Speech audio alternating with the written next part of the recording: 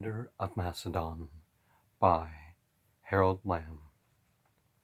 We are in chapter 13. 13. Persepolis. As they neared Ecbatana, the Macedonians found the situation changing. The warlike mountain folk who had tasted Macedonian power at Gaugamela showed no further inclination to support their overlord Dariusvouch. Instead, the chieftains of the Medes and Kurds came in to discuss terms with Alexandros, so the Macedonians were able to parade into the last of the four capital cities, Ecbatana, while their commander took over the responsibility of all the western half of what had been the Persian Empire. There is reason for the opinion to think that the Kurds are this 30,000-year-old culture that we could say were Yazidi at some point, but they spread far and wide into Syria and Turkey and other such, so at some point this was their culture, but Kurdistan is the current borders? No. But could you say they were exactly a unified culture?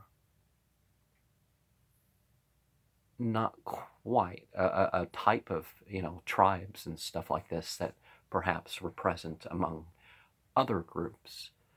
So the question was, did it start as ethnicity or as a religious grouping?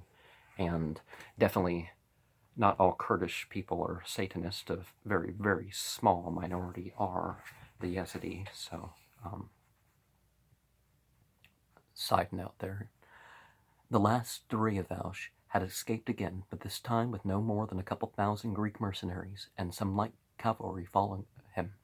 He headed down across the Iranian plateau to take refuge.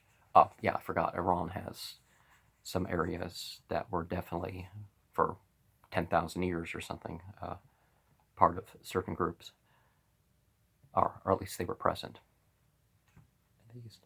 Then at Ecbatana, Alexandros began the last stage of the pursuit of Dariusvouch, starting east with the nucleus of his army, the companions, Macedonian phalanx, the archers, and light cavalry, and the ever-present Agrianians.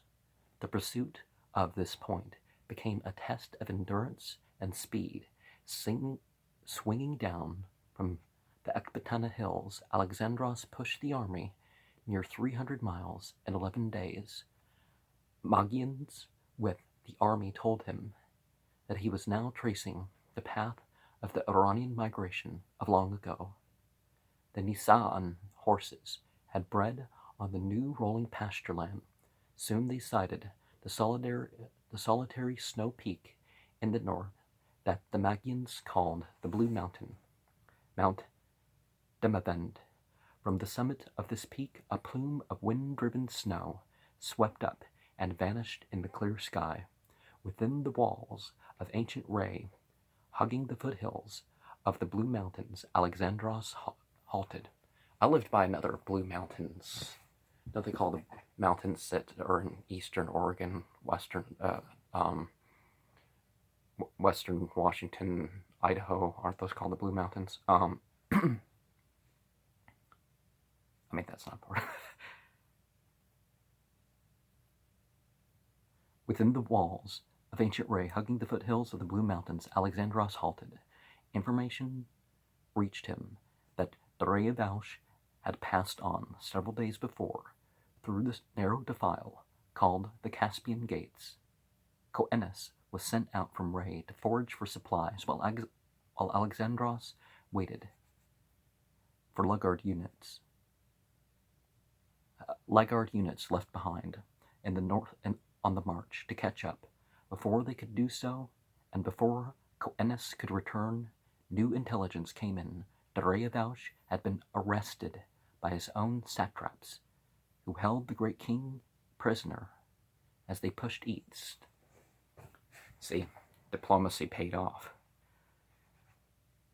At once, Alexandros took the road with his cavalry and the toughest of the infantry, carrying rations for 2 days. Carteris was left to maintain liaison at Ray.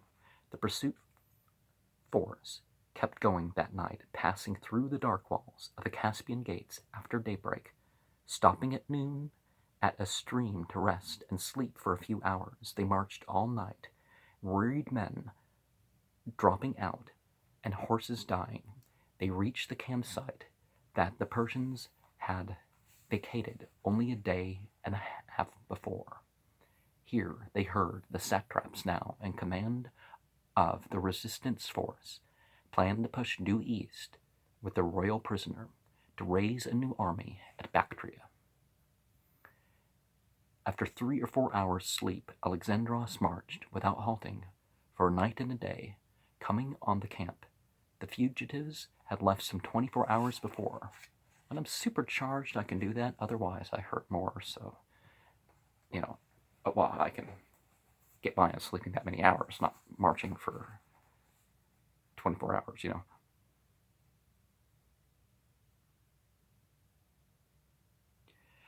Until now, they had been following the caravan road, skirting the foothills, keeping the open desert on their right. Now Alexandros learned that there was a way straight across the desert, but without water. Inspecting the units that had kept up with him, he dismounted 500 of the most weary cavalry, replacing them with the same number of infantry in the best condition. Leaving the remainder of the foot behind, he struck across the desert by moonlight. This time he did not stop. Through the day, the mounted column began to thin out. In the noon heat, the men went on like automatons because Alexandros kept on. They were out of water. Some scouts came in with a small skin or helmet filled with water that they had scooped from the rocks. This they offered to Alexandros. "Who are you bringing this to?" he asked. "To you." Around the water, hundreds of men were gathered, their eyes on it. No one said anything. Alexandros emptied the water out into the sand. "It does no good for one to drink alone," he said.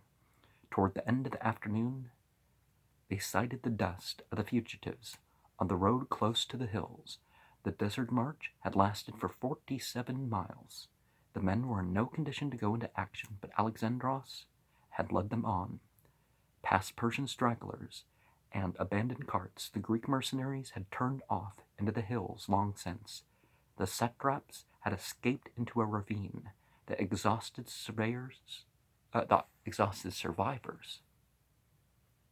made only a semblance of resistance, throwing themselves down as the leading Macedonians came up.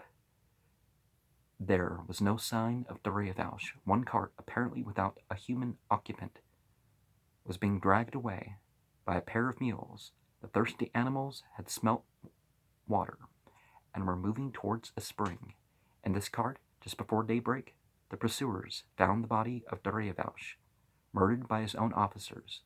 With one of his theatrical gestures, the Macedonian threw his white cloak over the body of the great king. Now, would he have killed him himself?